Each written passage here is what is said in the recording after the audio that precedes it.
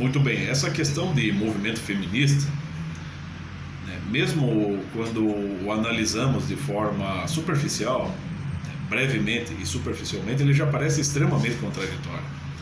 E é óbvio que ele exige muito cuidado. Creio eu que as pessoas que realmente querem compreender o feminismo, elas não aderem. O que elas fazem? Elas contemplam, né?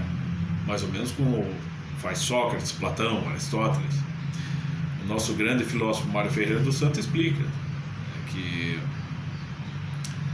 é diferente num primeiro momento quando você de cima de uma colina contempla uma cidade, né, e depois descendo até a cidade e explorando ela, passando por todas as ruas, verificando tudo que há nela, né, casas, comércios, igrejas, fóruns, e depois você volta para aquele ponto de partida, a colina, você já compreende melhor. Tudo aquilo que você imaginava pode se, antes, né, de entrar na cidade, pode se confirmar ou não, né? E no meu entender, com um feminismo ou com qualquer outra coisa, esse cuidado é fundamental.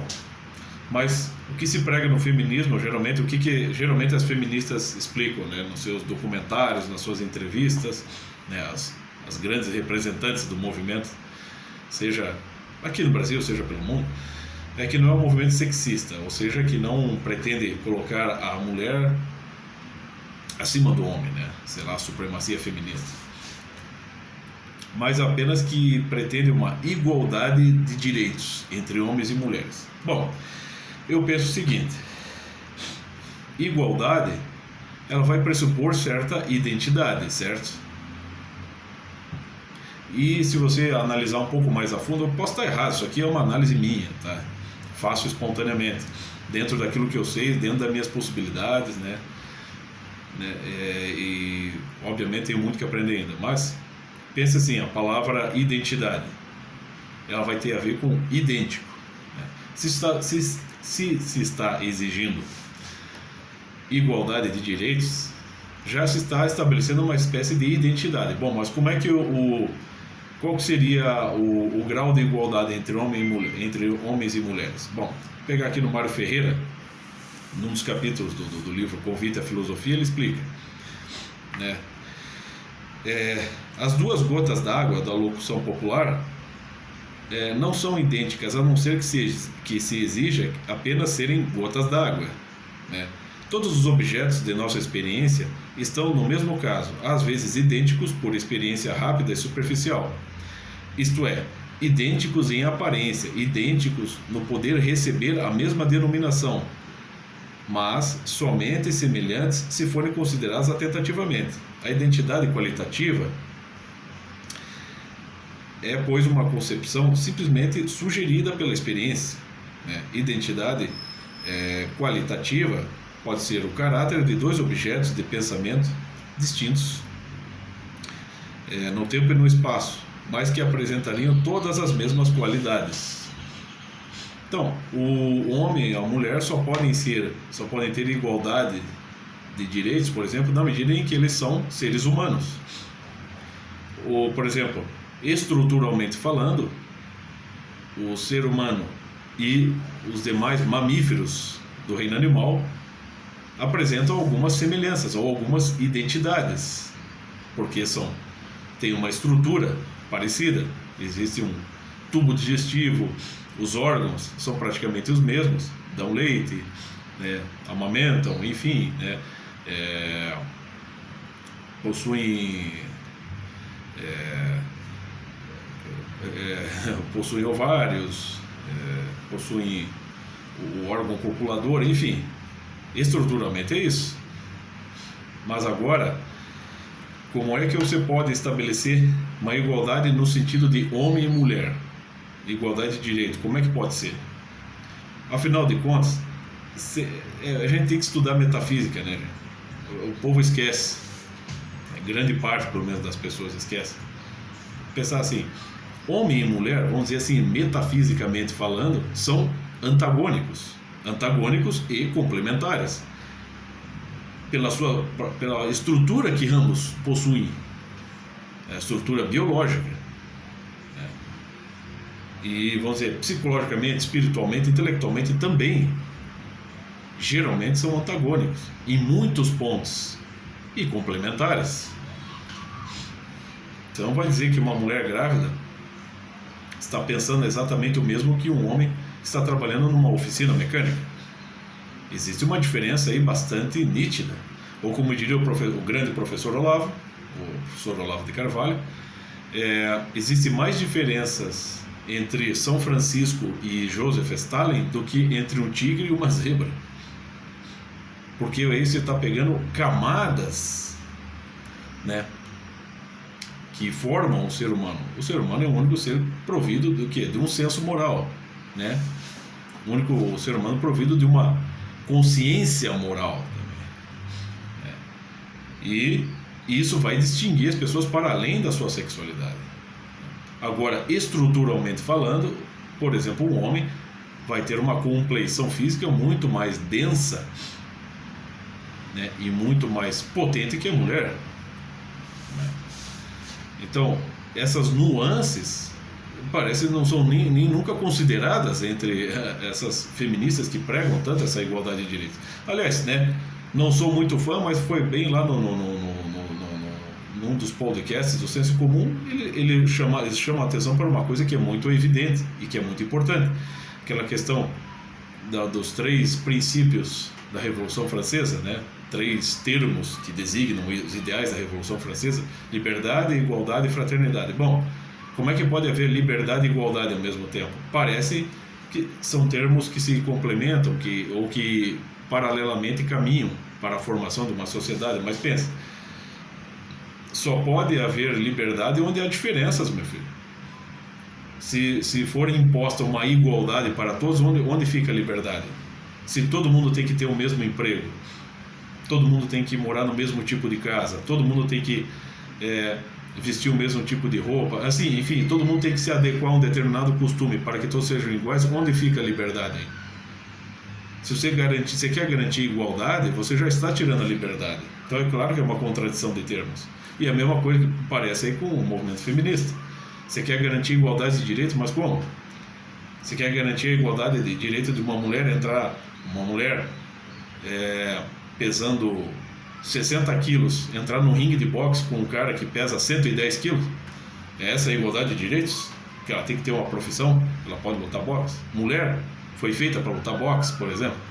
Então, como é que, se você pega, sei lá, uma definição aí, por aí, tipo Wikipédia, a impressão que dá é que é uma coisa muito linda, uma bandeira maravilhosa, né? Em que você está defendendo uma igualdade de direitos, em que homem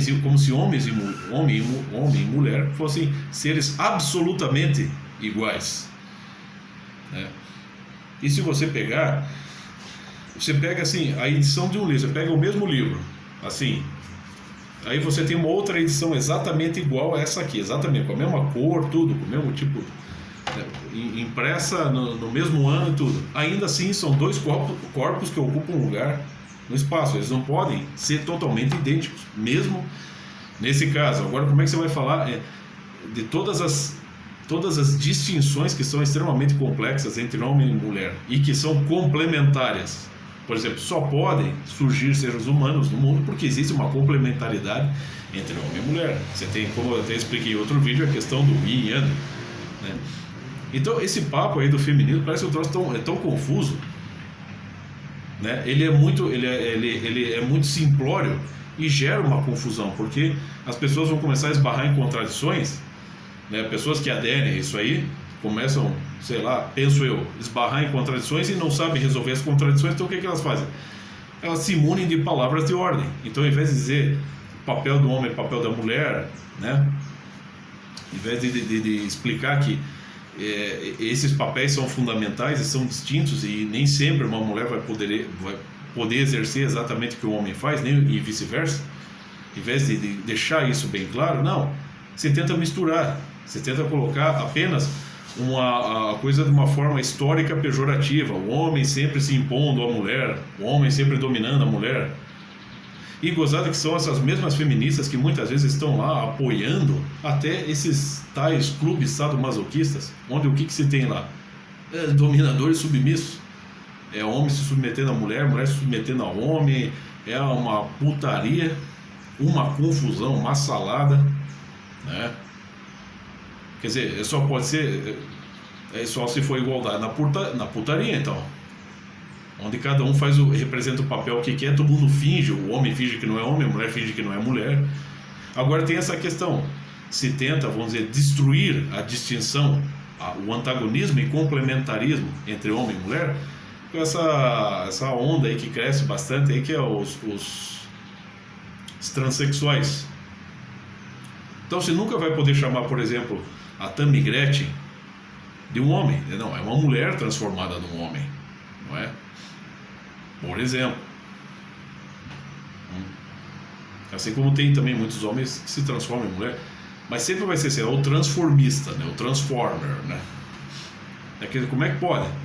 Então, nunca, mesmo forçando a barra, mesmo você contradizendo a ciência, contradizendo a estrutura biológica, você contradizendo a própria realidade, você deitando um ser humano numa maca de hospital e fazendo dele, né, uma mera coisa manipulável, em que você pode, uma coisa plástica que você pode transformar no que você quiser, ainda assim vai ficar ali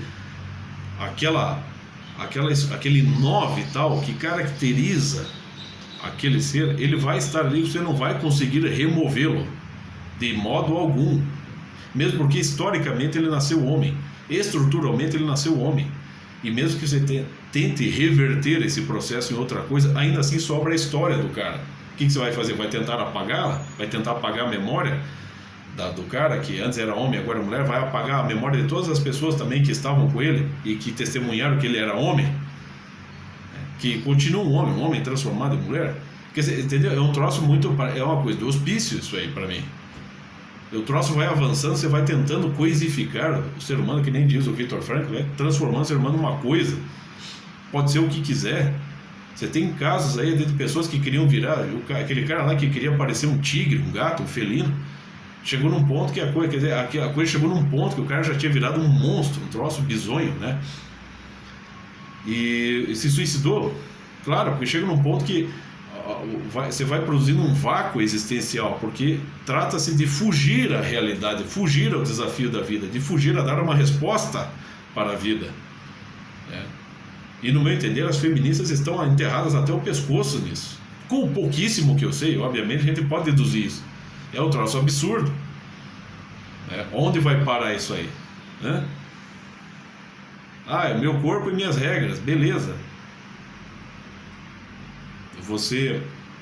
E é engraçado que muitas feministas, né, assim, a base mesmo do feminismo é assim, ela só vai se sentir livre, só vai se sentir em igualdade de direitos se ela copiar o homem, se ela se transformar basicamente num homem, se ela se masculinizar, ou então se tornar, ou então aquele retorno ao barbarismo, ao primitivismo assassino, que é o meu corpo, minhas regras, sobre a questão do abortista.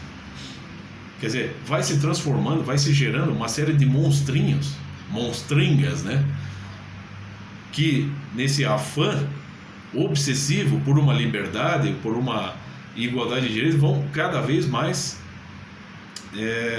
se tornando, vão esbarrando com essas contradições, não vão sabendo resolver essas contradições e vão abusando da liberdade que tem, vão cruzando certas fronteiras, né? E isso vai, de certa forma, desestruturando essas vidas e não tornando elas estáveis, não as tornam mais elas mesmas, entendeu?